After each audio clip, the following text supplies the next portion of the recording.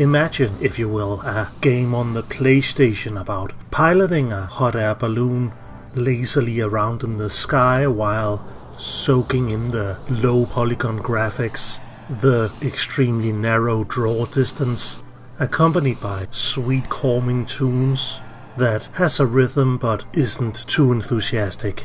It would almost be aesthetic, but it sort of lacks that capitalistic edge. If only the balloon was maybe a big Pepsi logo. Oh wait, you can totally do that in this handy editor that allows you to edit every polygon of your hot air balloon, all while listening to music that sounds like you're really at the mall in the 90s. Welcome to Kaze no NOTAM.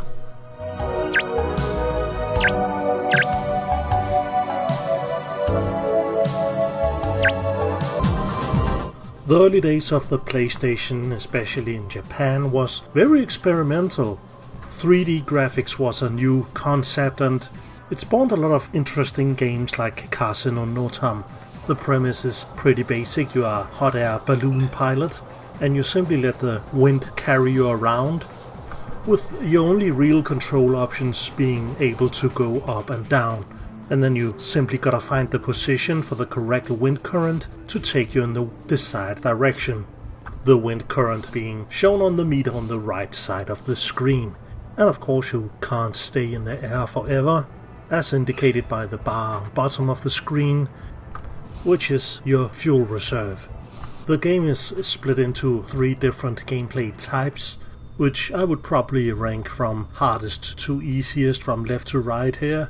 So if we start with the hardest one first, this is called Fly In, with the basic objective of simply landing the hot air balloon on a very specific spot.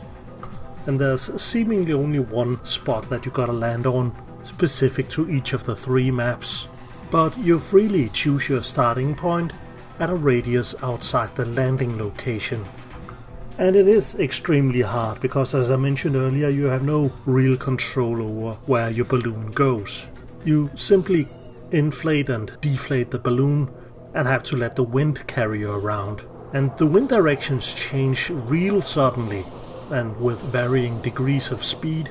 So you might think you're almost getting close and then a current will suddenly sweep you away. I seriously don't understand how people can actually land hot air balloons in real life. Pretty difficult stuff. The pretty limited draw distance isn't really much of a hindrance, because you got a handy minimap you can bring up with the press of the square button that shows your current position and direction.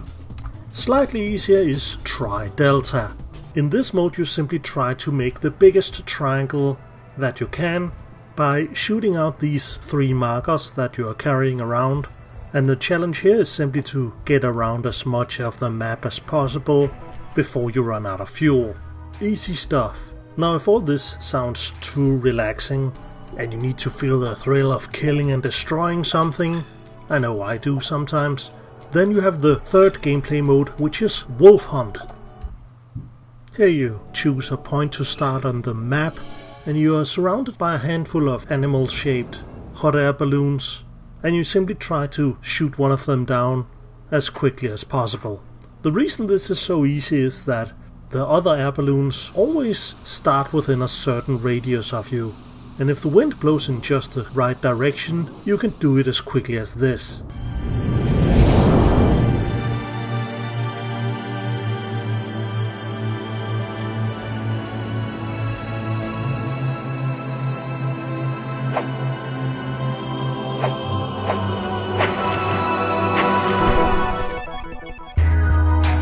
See, easy stuff. Now these 3 different gameplay modes come together in round mode, which challenges you in the 3 disciplines with preset conditions. And again, I think this is made nearly impossible thanks to the super hard fly-in mode, which I wasn't able to complete even once. But what is it about this game that I find so interesting and enjoyable? Well, it purely has to be about the aesthetics. Because if this was a modern game on a modern system, now that we have the technical capabilities to make almost any game we want, it just wouldn't be the same. I think that's my general feeling about a lot of retro games actually. The enjoyment for me personally is derived from thinking about the limitations that these games were created within. I know I just said that we can do everything on modern systems and in modern games, but that isn't completely true, is it? And the things that really impress me in modern games are the things that kind of stretch the definitions of what we expect to be capable of. And if you grew up with these games, you've probably had these feelings as well. But in the context of Kaze no NOTAM, it's surprising to me that it hasn't really been picked up by something like the vaporwave scene, because with the low polygon graphics, it being on the PlayStation, and just the whole hot air balloon concept in general, it seems like the perfect candidate. Did you luxuriate on the wind? That even sounds like a vaporwave album title, and it's a big question asked on the side of this cover.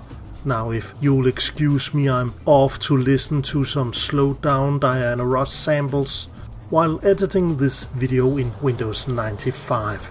As always, thank you for watching, thank you for subscribing, and a big thank you to my Patreons who are supporting me with just a $1 a month, which you can too by clicking on the link below the video. Have an aesthetic day and see you next week.